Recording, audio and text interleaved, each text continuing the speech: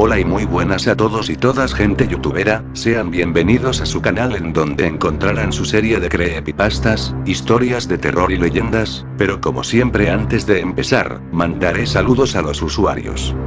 Jonathan Vargas Velasco, La Ciudadela de Irule, Yo Canto, Eli Martínez, Aftermost, Chris Cruz, Nicolás Acosta Portela, Nick 123 Rock, un saludo y un fuerte abrazo de mi parte, y una vez dicho, esto que corra vídeo. La respiración. Mi amiga Julia y yo éramos inseparables. Nos conocíamos cuando entramos a la escuela y descubrimos que a las dos nos gustaba escuchar a los Beatles. Desde entonces nos conocimos mejor y nos hicimos mejores amigas. Pasábamos todas las horas de clase juntas y una vez a la semana dormíamos juntas en mi casa. En esas noches nos dedicábamos a descubrir los rincones más inéditos de internet, buscando las cosas más raras que pudiéramos encontrar. Mi habitación, además, podía ser bastante siniestra a oscuras, lo que nos daba el ambiente ideal. La vieja puerta de madera, adornada con un estilo casi barroco, gruesa, hacía mucho ruido al abrirse o cerrarse. Mi ventana era diminuta, apenas dejaba entrar el haz de luz de las farolas de la calle. Tenía pocos muebles, tan solo un armario de madera similar a la puerta, la cama, tapada con una colcha gruesa que me protegía muy bien del frío, y el escritorio donde estaba la computadora. Julia era la más valiente de las dos, siempre que veía una página con aspecto peligroso, ella quería entrar y yo insistía en que no lo hiciera, por miedo. Siempre admiré su arrojo, aunque finalmente, fue eso lo que la mató, y fue mi cobardía lo que me salvó. Esa noche nos encontrábamos navegando por páginas de vudú y brujería. Nos fascinaban esos temas, y más de una vez habíamos jugado a realizar rituales. Eran solamente los rituales sencillos, que no requerían muchos ingredientes, y cuyos objetivos eran simplemente traer mala suerte a alguien, imponerles una enfermedad suave como mucho. Era yo la que frenaba siempre a Julia, que quería probar rituales más graves. Por supuesto, nunca pasaba nada. Pero esa noche yo andaba enojada con una chica de la escuela, que había estado tonteando con el chico que me gustaba. Habíamos encontrado una página que parecía bastante seria, sobre esoterismo. Uno de los hechizos propuestos servía para hacer desaparecer a alguien de la vida de uno, y decidimos probarlo a pesar de que requería ser sellado con nuestra propia sangre, aunque no creíamos que fuera a funcionar realmente. Era relativamente sencillo de llevar a cabo. Pintamos un pentágono en el suelo, pusimos los símbolos correspondientes, unas gotas de nuestra sangre y recitamos el hechizo. La página decía que para sellar el trato y poseer el poder de hacer desaparecer, debíamos mirar a los ojos al demonio que se invocaba, con el ritual. Al terminar de recitar el hechizo se hizo un silencio completo, y la oscuridad pareció crecer. Ya no se veía la débil luz de las farolas. Julia y yo nos mirábamos, asustadas. Después de un par de minutos así, entendimos que se había acabado todo, que no había pasado nada y nos relajamos. Nada más tranquilizarnos, se escuchó el ascensor de mi edificio. Me dije que no pasaba nada, sería algún vecino volviendo a su casa. Unos segundos después, se escuchó la puerta de mi casa. Después, los pasos por el pasillo. Julia estaba convencida de que eran mis padres, se la veía tranquila, pero yo estaba muy asustada y me escondí debajo de mi colcha. Desde ahí, pude escuchar la puerta de mi habitación abriéndose con ese ruido más siniestro, luego, pasos y una respiración cerca de nosotras. Julia no habló, y tampoco lo hizo la otra presencia, lo que me asustó todavía más. Hubo silencio durante mucho rato, el tiempo que tardé en caer desmayada por el miedo. Todo el rato escuché la respiración. Cuando me desperté, mi madre me estaba hablando. Despierta, dormilona. ¿Por qué no nos dijiste que Julia no se iba a quedar a dormir? Venga, quítate la colcha de encima y levántate. Por detrás de la voz de mi madre, escuchaba respirar a la criatura. Estaba muerta de miedo. ¿Qué le había pasado a Julia? ¿Se la había llevado ese ser? ¿Y por qué no se iba? No quería quitarme la colcha, porque me miraría a los ojos, y yo también desaparecería. Ha pasado mucho tiempo después de eso, o eso creo. Han conseguido quitarme la colcha, pero llevo siempre los ojos vendados. Sigo escuchando la respiración, y me acompañará hasta mi muerte. El experimento. Los descubrimientos científicos avanzan muy deprisa en estos últimos tiempos. A pesar de que nosotros no lo notamos en la vida diaria, los científicos experimentan y descubren cosas nuevas acerca de la mente humana. Recientemente han descubierto que proporcionando cierta electricidad al cerebro a través de cables, se puede conseguir aumentar ese 10% que utilizamos del cerebro a cantidades nunca vistas. Por supuesto, la experimentación en seres humanos es ilegal, por lo que el descubrimiento no se ha hecho público. A pesar de esto, los apuntes de los científicos que experimentaron con aquel humano normal, se han filtrado gracias a un hacker y estos han llegado a mis manos. Al principio, no pude creer lo que leía. No me extraña que no se haya hecho público. Los resultados del experimento, más allá de ser impresionantes, eran terroríficos. Estos son los apuntes de los que hablo. 13 de enero de 2012. 9:30 am, por fin, entre todos los especímenes humanos que se presentaron a la prueba de selección del experimento, hemos seleccionado al más sano, y por tanto, más indicado, para dicho experimento. 11 am, el sujeto está preparado. Sentado en una silla, amarrado por si acaso y con los 12 cables salientes de la máquina de impulsos electromagnéticos conectados a su cerebro. El pulso del sujeto está estable, aunque un poco más alto de lo normal debido a los nervios. Esto no es problema para el experimento, así que continuaremos con él. 12:15 pm, hemos terminado de dar los primeros impulsos electromagnéticos de nivel 1. Las estadísticas del ordenador nos muestran que el sujeto avanza en óptimas condiciones sin ninguna dificultad. Según la representación gráfica de la actividad cerebral, se encuentra usando un 12% del cerebro, un 2% más del normal. Avanzaremos al nivel 2. 1:30 pm, hemos procedido con el nivel 2.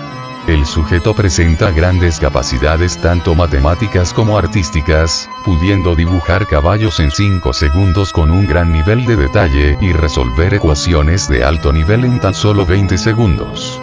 Según la representación gráfica de la actividad cerebral, se encuentra usando un 16% del cerebro. Su pulso se mantiene estable. El sujeto mueve los ojos a gran velocidad, aunque esto no es nada de lo que preocuparse. Dejaremos al sujeto trabajando en test de velocidad mental un rato y luego procederemos a ejecutar el nivel 3. 5 pm, hemos procedido con el nivel 3 satisfactoriamente, solo faltan 2 niveles para completar nuestro experimento. Según la representación gráfica de la actividad cerebral, se encuentra usando un 25% del cerebro. El sujeto presenta algunos delirios diciendo cosas incoherentes acerca de la creación del universo y según él, ha descubierto fallas matemáticas importantes. Fallos, todos son fallos. Existen 5 dimensiones y no solo 3 como decís, son algunas de sus especulaciones, seguidas de ecuaciones matemáticas que no entendemos.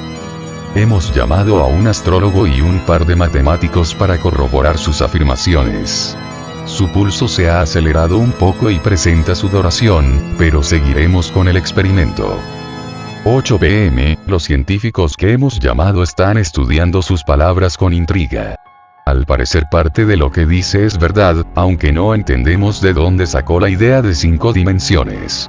Esperaremos una hora más para aplicarle el cuarto nivel. La sudoración ha cesado desde que comenzó a discutir con los científicos para demostrar su razón, pero nos sigue pareciendo asombrante la cantidad de fórmulas matemáticas y especulaciones que presenta. Según la representación gráfica de la actividad cerebral, se encuentra usando un 26% del cerebro, aumentando un 1% la cifra del tercer nivel sin ningún motivo aparente. 9:15 pm, hemos aplicado ya el cuarto nivel del programa. Según la representación gráfica de la actividad cerebral, se encuentra usando un 35% del cerebro, justo como lo habíamos planeado. La sudoración se hace evidente, hemos tenido que estar suministrándole agua para evitar una deshidratación. Su pulso ha aumentado 2/3 más de lo normal en una persona agitada. Sus piernas se han hinchado por la presión de la sangre. Los científicos llamados no pueden hacer frente a sus afirmaciones ya que expresa una tras otra sin dar tiempo a objeciones. Algunas de sus palabras son: la quinta dimensión es la puerta al pasado, futuro y presente. Solo puede ser abierta a través del impacto de partículas subatómicas a una velocidad superior a la de la luz. Cuando la puerta sea abierta, los pájaros se arrastrarán por el suelo. La cuarta dimensión contiene la fuerza para crear un sol. Cuando sea abierta, el hielo será fuego. No podemos detener sus afirmaciones. Sus ojos se tornan rojos e hinchados, quizás también por la presión de la sangre. Hemos intentado dormirlo, pero su cerebro se resiste, así que la única opción es continuar con el experimento. 11 p.m., hemos concluido el quinto nivel satisfactoriamente. El sujeto no para de hablar en voz alta, diciendo incoherencias a nuestro punto de vista.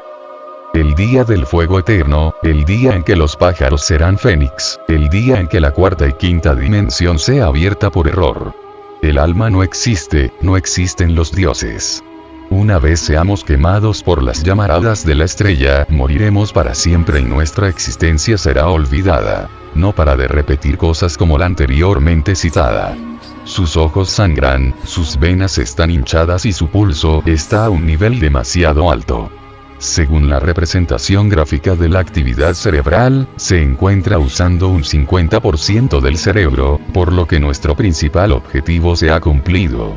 Si logramos desconectar y estabilizar al sujeto de experimento, habrá salido todo bien. 12 a.m., acabamos de desconectar al sujeto, su pulso se sigue acelerando y sale sangre por sus ojos y oídos, tenemos que hacer algo antes de que se desangre. 12:10 a.m., el sujeto se ha vuelto loco, nos hemos encerrado en la cámara de observación tan rápido como hemos podido. 12:20 a.m., el sujeto no para de golpear el cristal, gritando que lo ya no vivo se vengará de los que aún lo están. 12:30 a.m., el sujeto sigue divagando. Se ha colocado en una esquina y está murmurando algo mientras sigue sangrando. 1 a.m., el sujeto ha caído, pensamos que está muerto. Procederemos a abrir la puerta y examinarlo. 1:20 a.m., el sujeto se había arrancado los ojos.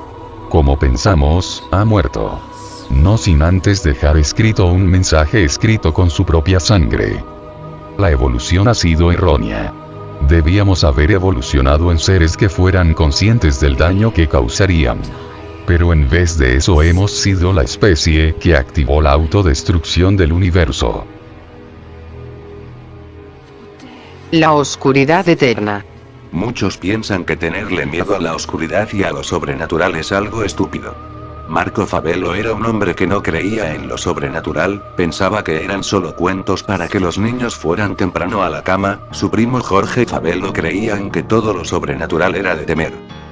Un día estaban los dos bebiendo unas cervezas con unos amigos, Carlos y Fabián, todos estaban concentrados en una historia que contaba Fabián sobre un callejón cerca de donde ellos estaban. Asesinaron a dos parejas de enamorados que venían de una fiesta entretenidos, los ahorcaron y apuñalaron hasta que estos derramaron toda su sangre por el callejón, dejando todo teñido de rojo. Una de las mujeres maldijo a los asesinos y con esto también el callejón. Mientras su sangre corría entre sus manos, la mujer dijo: los maldigo a ti y a todo aquel que entre en este callejón. Morirán mutilados, los ahorcaré y los mataré y me beberé su sangre hasta saciar mi alma. A esta misma hora. Eran las 12 a.m., resulta que esta chica estaba en un culto satánico junto a su novio y la otra pareja. Los asesinos, siendo personas que no creen en nada, fueron a matar a otra pareja al día siguiente. Estos entraron en el callejón a la misma hora para asesinar a dos muchachas. Pues estos junto a las muchachas salieron mutilados del callejón. Sin ojos, ahorcados, con las piernas rotas y sus entrañas colgaban como si los fuesen apuñalado 1000 veces. Los huesos de las costillas se veían con el reflejo de las luces del farol que se encuentra en la salida del callejón. Solo se podía ver oscuridad en ese callejón, era como si se encontrara un manto negro sin profundidad alguna. Las personas asustadas dejaron de transitar por ese callejón, e incluso cerca, a horas cercanas de las 12 a.m., finalizando la historia, Carlos vio que la hora marcaba las 11:50 p.m. Carlos es el típico amigo que le agrada el peligro y les dijo a los muchachos, vamos todos para ese callejón. Eso es mentira. Además, si eso fuese verdad, la licorería cerrará más temprano. Jorge y Fabián, no de acuerdo, se fueron y dejaron a Marcos con Carlos, ya que estos decidieron lanzarse al peligro. Carlos se acercó al callejón, Marcos tenía un mal presentimiento, así que no se acercó, dejando a Carlos solo. Eran las 12 AM y no pasaba nada hasta que se escucharon los gritos de Carlos. Se escuchaba un sonido de gorgoteos como si chorros de sangre salieran disparados como rociadores, sonidos de huesos rotos, y cada vez más los gritos de Carlos se escuchaban cada vez más y más altos, haciendo eco en el callejón. Marcos decidió pisar el callejón hasta que vio que alguien venía desde la oscuridad de este, y era una mujer vestida de negro con una sonrisa de oreja a oreja. Esta se le acercó y le dijo: ¿Le temes a la oscuridad? Marco, con todo el temor del mundo, intentó ver sus ojos y vio que ésta tenía los ojos negros y de estos salían sangre, y que ésta tenía las tripas y la sangre de su amigo en sus manos. Marco solo pudo responder con un grito y salió corriendo de ese lugar. Al día siguiente, encontraron el cuerpo de Carlos en el callejón destrozado, así que Jorge fue a la casa de su primo y lo encontró colgado en la sala. Se ahorcó en su casa y tenía todos los cuchillos de la alacena en su estómago, y en su espalda decía: ¿Le temes a la oscuridad? Pues sí teme. Más nunca nadie se acercó ni en juego a ese callejón. En la ducha. Corría el agua desde la ducha a manera de lluvia relajante. El agua estaba a la temperatura perfecta, ni tan fría ni tan cálida. Era un merecido baño reparador, luego de una jornada de trabajo. A medida que el agua bajaba desde su pelo, pasando por su blanca espalda, sentía cómo salía el cansancio desde sus poros para irse en la corriente líquida. La espuma y las burbujas del jabón sobre sus pechos desaparecían rápidamente, arrastradas por esa lluvia regenerativa. Estaba justo como deseaba, en ese momento de soledad y desnudez donde se sentía más segura, más ensimismada y más relajada que nunca. Los minutos parecían horas, pero no importaba, no había apuro, disfrutaba su momento. A veces sentía tal relajación que llegaba al punto de casi quedarse dormida. De haber tenido una tina probablemente lo hubiese hecho más de una vez. En algunas ocasiones llegaba a soñar mientras se duchaba, y al volver en conciencia no sabía reconocer si había estado soñando despierta o se había dormido por unos segundos. Era una situación extraña pero a la vez placentera. Siempre era el mismo sueño. Se veía desnuda, parada bajo una cascada con el agua corriendo sobre su cuerpo, rodeada de un espeso bosque de árboles muy altos y frondosos, a través de los cuales pasaba una luz tenue. Delante de ella un manantial muy tranquilo, cuyas aguas solo eran perturbadas por las gotas que caían de la cascada luego de chocar contra las piedras donde ella estaba parada. Era todo silencio, todo paz. Solo escuchaba el sonido de la cascada y de su respiración. Era tan tranquilo que llegó a pensar en la posibilidad de dormir dentro de su lugar imaginario. Cuando volvía a su presente se sentía renovada, con energías limpias, reconfortada, como si bañarse fuera una terapia, que además de limpiarla físicamente lo hacía también emocionalmente, como si todo lo malo, el cansancio, los problemas, hasta sus preocupaciones, todo se diluía en el agua y jabón que recorrían su desnudo cuerpo. Ya llevaba más de media hora en la ducha y no quería salirse del agua. Cerró los ojos y se dejó llevar por el sonido del agua. Cruzó sus brazos por sobre sus pechos y colocó sus manos sobre sus hombros, como abrazándose a sí misma. Relajó sus músculos y su respiración se hizo tan sutil y lenta que casi era imperceptible. Se concentró en el sonido del agua y de pronto ya estaba allí, en su cascada de felicidad. Levantó su cabeza al cielo y logró distinguir la individualidad de las gotas de agua que formaban la cascada. Verlas chocar contra su cuerpo y su cara le relajaba totalmente. Volvió su mirada hacia la inmensidad del bosque que se veía al fondo y observó cómo las pequeñas ondas que se formaban en el agua a sus pies se expandían en la superficie del manantial hasta desaparecer en el borde donde el agua se convertía en bosque. Notó que sus latidos llevaban el mismo ritmo de las ondas sobre el agua, como sincronizadas perfectamente. Se cuestionó si era su corazón al latir el que producía las ondas o si realmente eran las gotas de agua de la cascada. Siguió inmersa en sus pensamientos, sintiendo el agua, viendo la niebla, sintiendo la brisa ligera pasando por su vientre, hasta que sintió un fuerte golpe en la parte de atrás de su cabeza, y abrió los ojos como asustada, y estaba tumbada en el piso de la ducha. Se levantó rápidamente y enjuagó su cara, tocó con su mano el lugar donde sintió el fuerte golpe y no le dolió, pero estaba hinchado, revisó su mano repetidas veces para confirmar que no sangrara, su respiración estaba agitada y sus ojos llenos de lágrimas, de esas que llenan tus ojos cuando sientes un fuerte dolor, pero que tu preocupación no deja fluir hasta saber que estás bien. Cerró el agua y tomando la toalla salió de la ducha. Secándose se paró frente al espejo y reconoció su faz alterada, sus ojos llorosos, parecía que todo lo reparador del baño se había desvanecido de golpe. Terminó de secarse y salió del baño, descalza. Caminó hacia su habitación donde enrolló la toalla alrededor de su cabello y se sentó en el banco acolchado frente al espejo de su mesa peinadora. Seguía desnuda. Veía su piel pálida, sentía un poco de frío. No le dio importancia, pero sabía que algo había cambiado, aunque no lo entendía. Tomó una bata de dormir y la deslizó desde su cabeza hacia abajo. Era su bata favorita, blanca, con encajes en el cuello y las mangas, muy suave, de un largo que justo le llegaba a cubrir los glúteos. La usaba siempre así, sin ropa interior. Cuando llegaba el día de lavarla dormía completamente desnuda, pero se sentía más cómoda con su bata que sin ella. Sentada frente al espejo quitó la toalla de su pelo, secó su cabello y notó que aun cuando tenía el cuero cabelludo hinchado no le dolía al secarse. Qué raro, pensó, fue un golpe muy fuerte, debería de doler. Y además lo siento muy hinchado. Tomó un peine de la primera gaveta de la peinadora y empezó a cepillar su cabello, pensó que al alar su pelo sentiría dolor, pero no fue así. Siguió peinándose hasta terminar. Se levantó del banco y se dirigió hasta la cocina, abrió la nevera y se sirvió un vaso con agua. Estaba helado, pero no sintió nada en sus manos, y al tomar el agua no percibió el frío de este en sus labios ni entre sus dientes, era como si sus terminaciones nerviosas no pudiesen distinguir lo que sentía. Algo pasaba. Se dirigió hasta el sillón de la sala y se sentó frente al televisor. Lo prendió. Empezó a cambiar canales. No había nada bueno para ver. Pasaba su mano por su cabeza.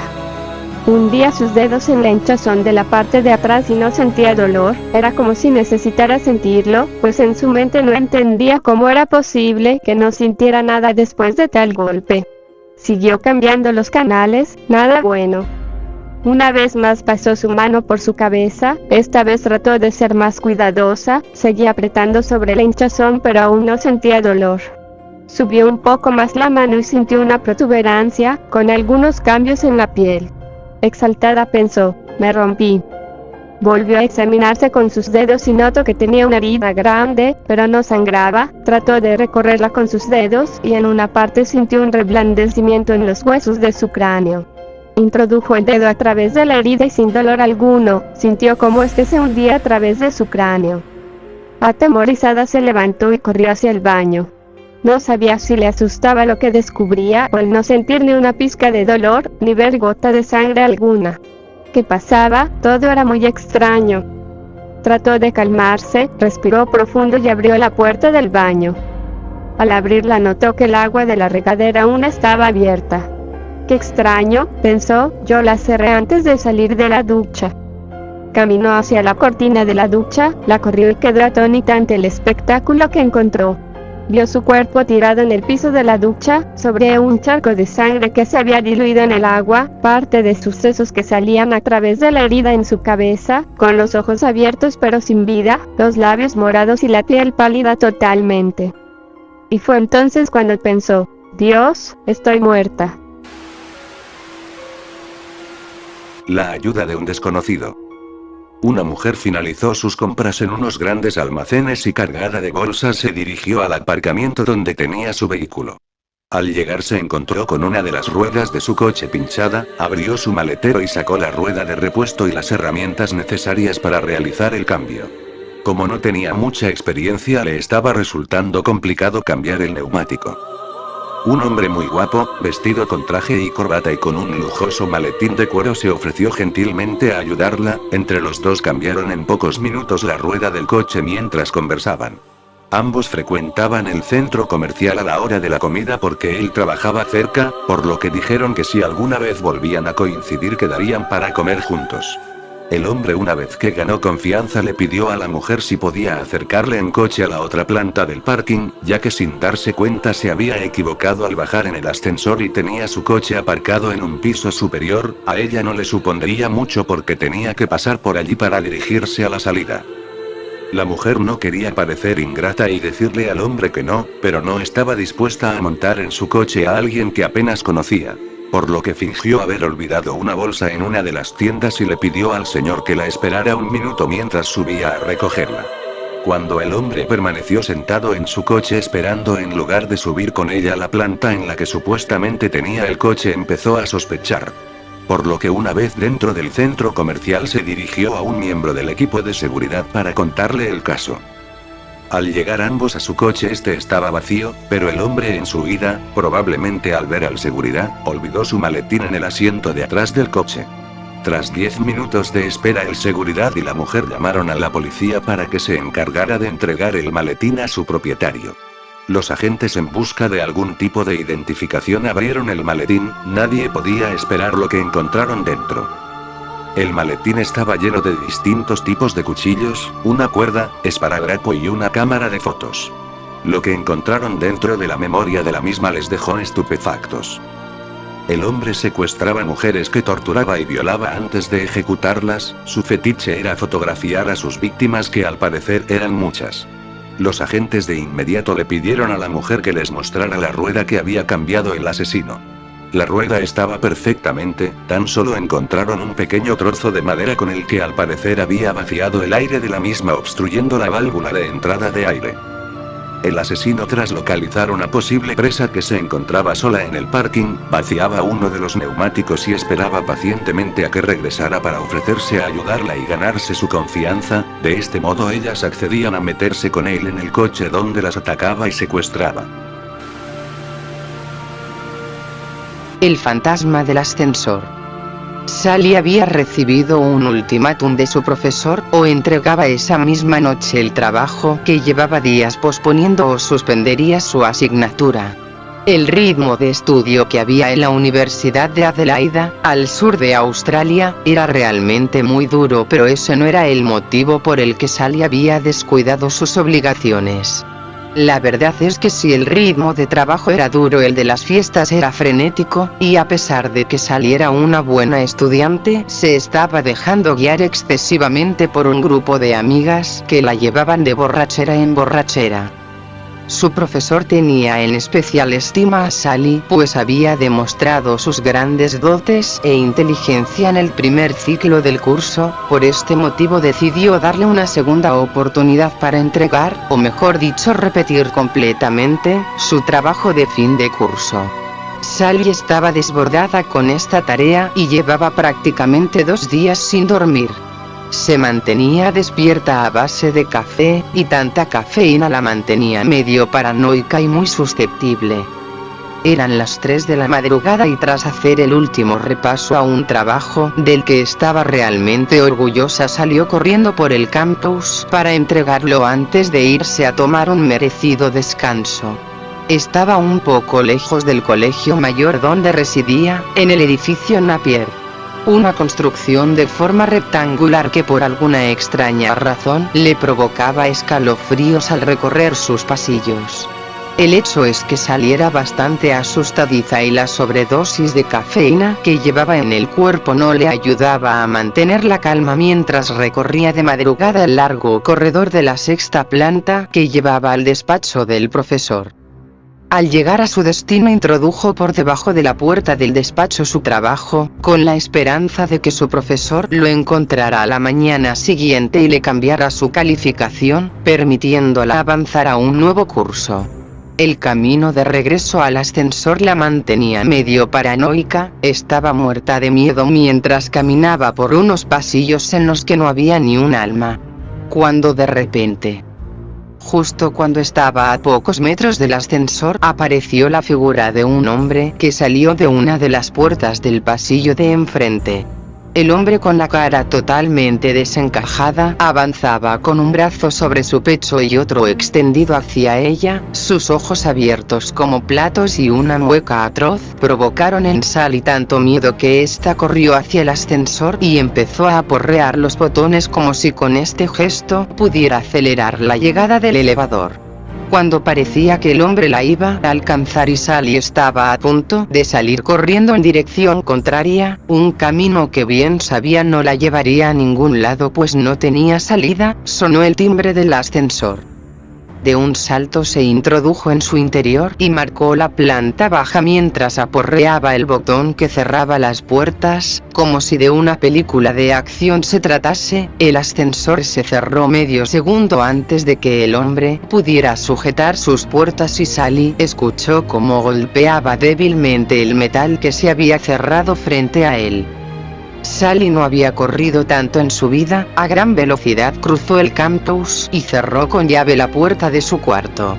A pesar de su estado de nerviosismo, el cansancio causado por la inesperada carrera y el hecho de que llevara 2 días sin dormir provocaron que se derrumbara en la cama y cayera profundamente dormida. Al día siguiente Sally despertó de mejor humor, recordaba el suceso de la noche anterior pero no le quiso dar mayor importancia. Miró la hora y tras ducharse se dispuso a regresar nuevamente al despacho de su profesor para tratar con él la posibilidad de aprobar la asignatura. Estaba casi segura de que cuando viera su excelente trabajo no dudaría en subirle la nota. Mientras avanzaba por el campus pudo observar un tumulto de gente que se agolpaba junto al edificio Napier, en el que había sufrido el incidente la noche anterior. Al llegar a la zona vio un par de coches patrulla de la policía, una furgoneta y una ambulancia que parecía empezar a abandonar el lugar. Uno de los amigos de Sally le explicó lo sucedido. Parece que esta noche ha muerto el conserje del edificio. El hombre ha sufrido un ataque al corazón y como no había nadie para ayudarle ha muerto mientras trataba de subir al ascensor. Una señora de la limpieza casi se muere del susto cuando al abrir las puertas de la 6ª planta su cadáver se ha desplomado a sus pies. Parece que intentó subirse pero este nunca llegó a tiempo y murió apoyado en sus puertas. Sally se quedó muda e inmediatamente comprendió que aquel hombre que la había asustado la noche anterior no hacía más que pedirle ayuda. Con su último aliento trataba de llegar a ella para que le ayudara, pero ella en su ataque de pánico le había cerrado las puertas en sus narices, acabando de esta forma con su única posibilidad de sobrevivir. Estaba asustada y pensativa cuando sintió una mano sobre su hombro. Buenos días, Sally, dijo su profesor. Espero que no vengas a entregarme el trabajo a estas horas. Te dejé bien claro que anoche se cerraba el plazo. Buenos días, disculpe que no le hubiera visto. Anoche introduje bajo su puerta el trabajo y precisamente venía ahora para preguntarle qué le había parecido. ¿Por la noche? ¿Y no viste nada raro? Al parecer han encontrado al conserje muerto en la misma planta en la que está mi despacho. La verdad es que cuando yo fui todo estaba vacío y no vi a nadie, dijo Sally con una fingida sonrisa. Bueno, parece que esta mañana nadie va a poder entrar en las instalaciones, por lo menos hasta que levanten el cadáver, así que si te parece bien podemos quedar esta tarde a partir de las 7 en mi despacho para revisar tu trabajo. Antes, me temo que me será imposible, este triste incidente me ha retrasado mucho en mis obligaciones.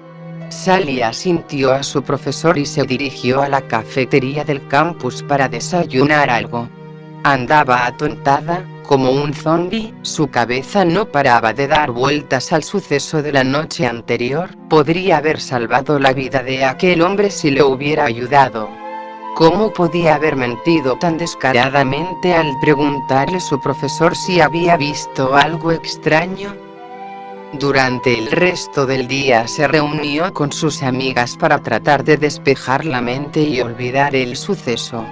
Hasta que llegó la tarde.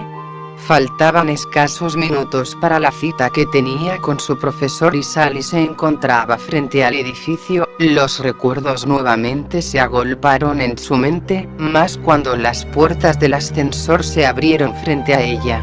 Esperó un par de minutos deseando que alguien más tuviera que tomar su mismo camino para subir acompañada, pero el edificio nuevamente estaba vacío. Presionó el botón de la sexta planta y observó cómo se cerraban las puertas, un movimiento familiar que le hizo revivir el suceso de la noche anterior. Instantes después de comenzar a moverse el ascensor, Sally sintió un escalofrío recorrer su espalda. Súbitamente su respiración pareció convertirse en humo, como cuando el aliento es exhalado en una fría noche de invierno. Trató de apoyar su espalda en la pared, pero le temblaban tanto las piernas que no podía moverse, y entonces lo vio. Reflejado en el metal de la puerta, una silueta de hombre parecía acercarse detrás de ella. Temblando comenzó a girar la cabeza y por el rabillo del ojo pudo ver una sombra. Justo en ese momento el ascensor se detuvo súbitamente y las luces se apagaron. Sally sintió tanto miedo que no aguantó la presión y se desmayó.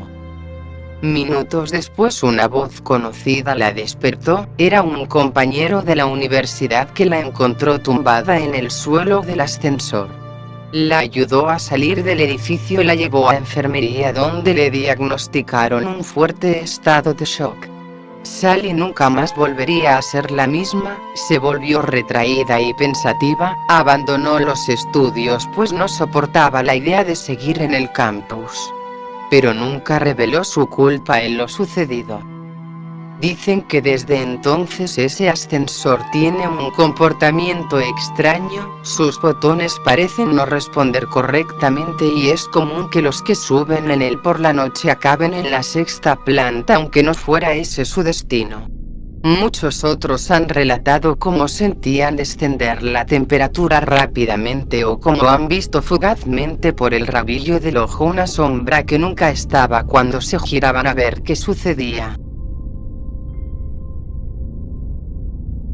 Bueno, eso es todo por esta semana, espero les haya gustado. Si ese fue el caso, regálame tu like, que no te cuesta nada, al igual que suscribirte, si es la primera vez que ves uno de mis vídeos. Así que esperando que se la pasen bien, los veo la próxima semana en otro vídeo. Se me cuidan y chao.